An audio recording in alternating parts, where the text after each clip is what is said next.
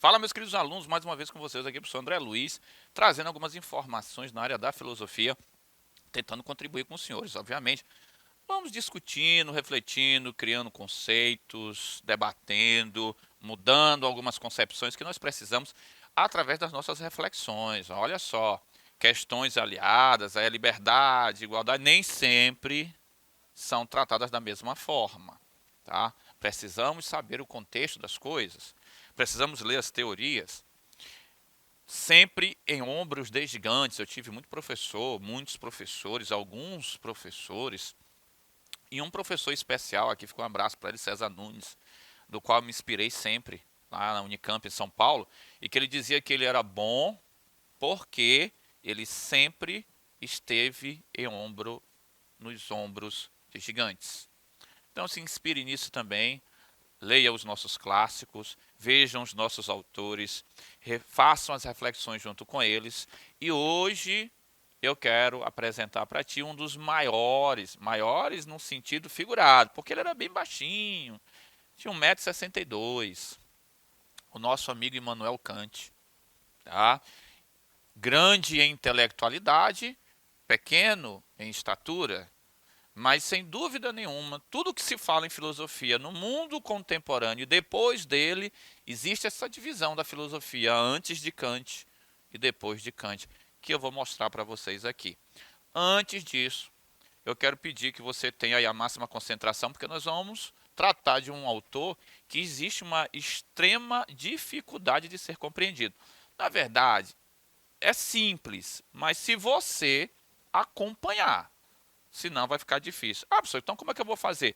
Aí meu filho vai se aprumar na cadeira aí, como dizem os nossos queridos amigos do senso comum, endireitar a coluna, pegar o material, pegar o caderno, caneta, tudo que é necessário para que a gente possa desenvolver o nosso conteúdo a contento, correto?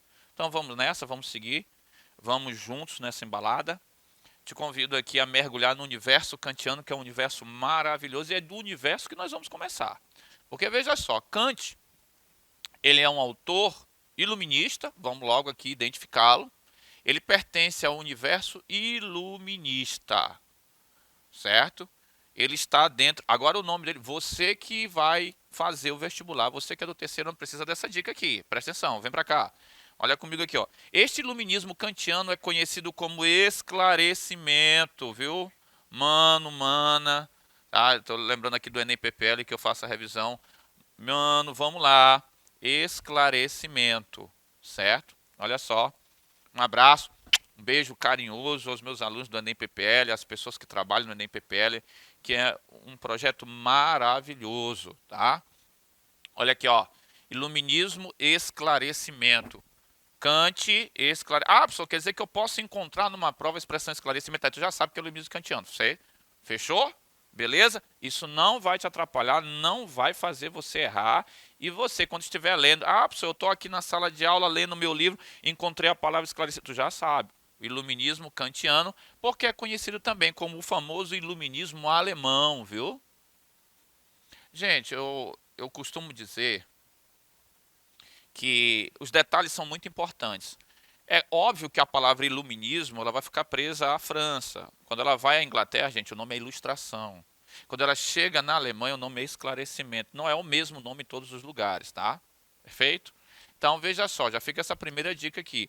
Então, se ele é um autor iluminista, e ele não é só um autor iluminista, ele é o maior iluminista da face da Terra, certo? Olha só. Enquanto autor iluminista, ele vai estar dentro de uma escola, e aí é uma outra dica. Gente, pense numa coisa que os vestibulares gostam. Não, multiplique por 10 agora. Eleve a enésima potência, certo? Compre no mercado digital, é para aumentar o processo. Essa escola a qual ele pertence, olha só, o nome é criticismo. Cuidado com isso, olha, sinal vermelho, sinal vermelho. Criticismo kantiano, olha, eu vou colocar aqui no retângulo vermelho, para que meu filho e minha filha percebam que isso aqui é uma dica preciosa. Só na plataforma Gonçalves Dias para você ter tanta dica. Olha, em menos de 5 minutos já tem aqui 3 dicas para o teu vestibular, para a tua escola, para os teus estudos, para a tua leitura. Rapaz, olha, isso aqui é promoção, certo? Olha só, a escola é o criticismo. Ele é um iluminista e o iluminismo dele é alemão que chama esclarecimento. Isso aqui desfaz muito problema em prova e erro na hora de marcar a alternativa correta, certo? Pegou para ti? Pegou a visão, como o pessoal fala? Beleza, vamos lá. Essa escola que é o criticismo aqui, tá? Ela, obviamente, ela vai nascer da nova pergunta da filosofia. Ei, presta atenção. Eu falei para vocês que o nosso amigo Kant é um autor diferenciado, lembra? Eu até disse, olha, existe o antes e o depois de Kant, lembra? É só voltar um pouquinho aí. A aula gravada ela tem essa vantagem, é isso que eu sempre digo. Vocês estão com um elemento fantástico nas mãos e não sabem. É como se a gente tivesse dado uma Mona Lisa para alguém na idade da pedra. Lá no período paleolítico, neolítico. Gente, você pode retornar, voltar à aula quantas vezes quiser. Diferente da sala de aula normal, que o professor falou, passou. Aqui não, se eu falei, tu prestou atenção numa mosca. Ei, não veio. Ah, vou voltar aqui uns segundinhos. Olha que coisa legal. Aí depois o pessoal não fica dizendo que a aula presencial é pior, é melhor. Não existe essa discussão. Cada um no seu determinado local.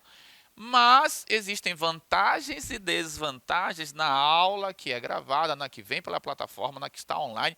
Tudo isso tem vantagens e desvantagens. Não tem aula presencial melhor, aula presencial pior, aula online melhor, aula online pior. Isso é uma discussão meio superada, gente, na Europa, nos Estados Unidos. Só a gente que está discutindo agora, porque parece que descobrimos isso agora, que muita gente já faz há muito tempo e eu estou super acostumado com isso. Eu já acho até anormal o presencial, se vocês querem saber. Tá? Mas vamos lá. Presta atenção, se quiser volta, como eu disse, tu vai encontrar que eu falei para ti, existe o antes de Kant e o depois. Por quê? Porque ele vai reorientar a pergunta da filosofia.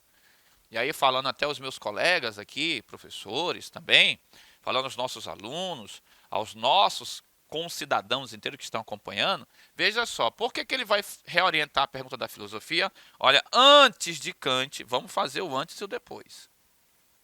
Porque isso aqui é importante. E olha, eu vou logo avisando, te prepara aí, pega a caneta, porque essa história aqui vai terminar numa dica para ti pro vestibular. Aqui é cada enxadada uma minhoca, pai, tu não tá sabendo. Olha aqui, ó, quer ver? Antes de Kant. Quando você fala antes de Kant, qual era a pergunta da filosofia? A pergunta era o seguinte, presta atenção, para tu entender aqui o pulo do gato. A pergunta da filosofia antes de Kant era feita da seguinte forma: o que é? Aqui, ó. Este espaço bem aqui, ele é constituído pelo objeto. Olha só, aqui você tem o objeto. Certo? Bem aqui. Então a pergunta antes de Kant era pelo objeto. A filosofia perguntava pelo objeto. Muito simples de eu mostrar isso para você. Eu não gosto de usar a palavra fácil, porque fácil é tudo aquilo que você sabe. Difícil é tudo aquilo que você não sabe. Mas veja só, é muito simples demonstrar isso para você. Pegue o método socrático. O método socrático e o método dialético. Que tem 4 momentos, você só conhece os 2 últimos, ironia e maiústica. Quando você pega o método socrático, ele nasce com uma pergunta. É por isso que tem 4 etapas, não são somente 2. Mas ele vai ter o processo de conquista, o questionamento, a ironia maiútica, certo? Perfeito. Veja só. A pergunta que Sócrates faz, ela é sempre neste rumo aqui e vai até o racionalismo e empirismo. O que é a justiça? O que é o conhecimento? O que é a vida? O que são as coisas, os sentimentos, os seres humanos? Olha só, o que é a pergunta da vez, o tempo inteiro. E o que é que Kant faz? Kant é muito feliz ao supor uma determinada sentença. Não te parece melhor retirar o objeto do centro do conhecimento e colocar as faculdades da razão, o criticismo, crítica à racionalidade, à razão no tribunal, como centro da pergunta, o sujeito no centro do conhecimento e da pergunta filosófica. Então, depois de Kant, olha só, vamos fazer agora o depois, que é para vocês sentirem o drama da coisa. Depois de Kant, como é que vai ficar, professor? Depois de Kant, a pergunta é outra. Kant vai mudar a filosofia mudando esta pergunta.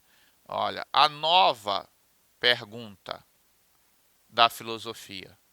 Como é que é esta nova pergunta da filosofia? Maestro, rupem os tambores. Como é que ficaria agora esta nova pergunta? Olha só, como eu vou botar aqui em caps lock, olha, letras garrafais, posso conhecer. É muito simples de você perceber que esta pergunta ela é diferente desta outra. Professor, não estou enxergando. Meu amigo, caro amigo, colega de trabalho, nós estamos aqui juntos. Você é um aluno nosso da plataforma Gonçalves. Você é uma personagem disso tudo. Você sabe fazer o que eu vou fazer agora, obviamente. Olha só, o que é uma pergunta pelo objeto. Agora, olha essa pergunta aqui, como eu. A pergunta agora é para o sujeito. Eu não estou perguntando por algo que está fora de mim, eu estou perguntando por algo que está dentro de mim mesmo. Olha só, a pergunta é concentrada aqui, olha. A pergunta, certo? A pergunta, ela é concentrada no sujeito e não mais no objeto. Essa é uma grande mudança que Kant propõe na filosofia, gente. Olha que coisa legal, que coisa bacana. Kant vai mudar o rumo da filosofia com isso aqui. Como eu posso conhecer, ok? Aí, olha só, eu não disse para vocês que aqui tem uma dica para o vestibular. Não falei para vocês. Agora é que vem ela, presta atenção. Como é que chama esta mudança aqui? Que nome tem esta mudança? Que tu vai encontrar no vestibular, que tem questões feitas na internet, em livros, textos, reflexões máximas sobre a filosofia kantiana. Como é o nome disso aqui? Isso aqui vai ter um nome específico, certo? Isso aqui vai ser batizado de revolução. Presta atenção. Olha a expressão revolução copernicana, certo? Na filosofia. Ah, professor, eu não entendi. Por que o senhor colocou o nome de Copérnico agora? Simples de meu filho entender. Isso aqui é simples de você desfazer da cabeça como dúvida. É muito simples. Simples até demais. Olha só. Copérnico tirou a Terra do centro do universo e colocou o Sol, correto? O que Kant vai fazer? Kant retira o objeto do centro do conhecimento e coloca o sujeito. É um paralelo, é uma metáfora. É uma simbologia criada. Enquanto criação, criando este termo, Kant quer passar para a gente que ele está propondo a mesma coisa, retirar o objeto e colocar o sujeito. É a famosa razão no tribunal. Inquirir a razão, ok? Então veja que grande mudança. Nós temos desde a famosa filosofia na Hélade, agora até o século XVIII em Kant, onde ele vai reorientar a pergunta da filosofia. Ele vai praticamente refazer a filosofia com esta pergunta. E aí vocês podem encontrar isto como revolução copernicana, ok? Esta revolução copernicana, ela vai mudar os rumos, tá, da reflexão filosófica.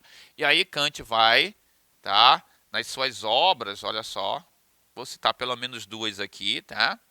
Como a Crítica da Razão Pura, Crítica da Razão Pura, ok?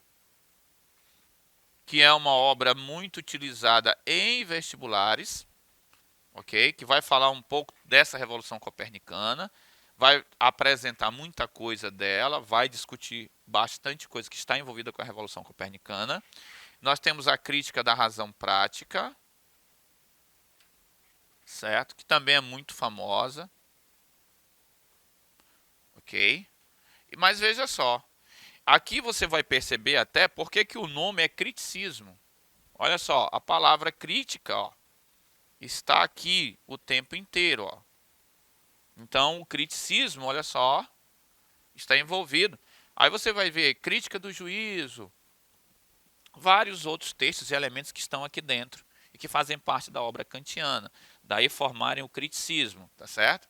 Este criticismo ele vai, tá, constituir-se como uma grande proposta filosófica sobre a origem do conhecimento. Então, olha só, enquanto origem do conhecimento, nós temos o criticismo. O criticismo ali que vai fazer uma fusão, uma mega fusão, tá? Uma fusão importante entre a teoria racionalista, que estava antes, e a teoria empirista, que está aí subsequente. Tá?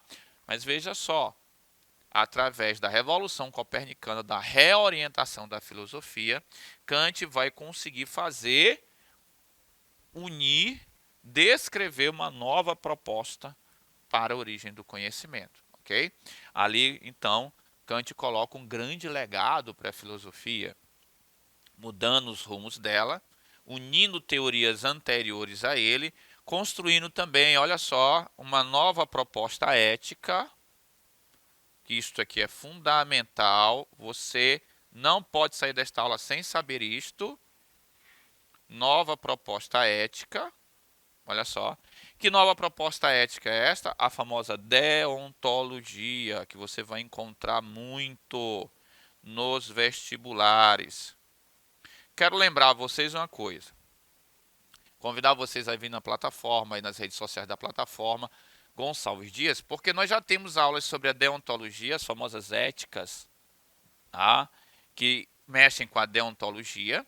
Nós já temos aulas também sobre o pensamento kantiano, algumas dicas, né, alguns conceitos, algumas descrições sobre ele. Então, é bom, é muito interessante que de forma autônoma você vá e busque este conteúdo para ajudar e agregar a este aqui.